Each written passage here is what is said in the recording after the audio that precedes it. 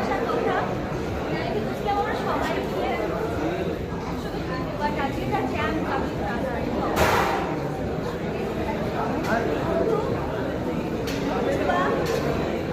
আমার মনে আমি ভাবছিলাম কি তোমরা শুধু দুজন ছিলে, বাকি আমি ভাবছিলাম রেখে আসি, বাদ বাকি কথা না হয় আমরা পরে বলবো।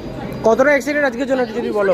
সব থেকে বেশি এক্সাইটেড বিকজ অফ লাইক আমার যে কাছের মানুষ যারা আছে, মানে বলতে পারো দেখো আমি কোয়ালিটি পছন্দ করি, আমি কোয়ালিটি পছন্দ করি, কোয়ান্টিটি নয়। তো আমার কোয়ালিটি বন্ধু বান্ধব যারা আমার ভালো খারাপ সময় ছিল তারা আমার সঙ্গে আছে।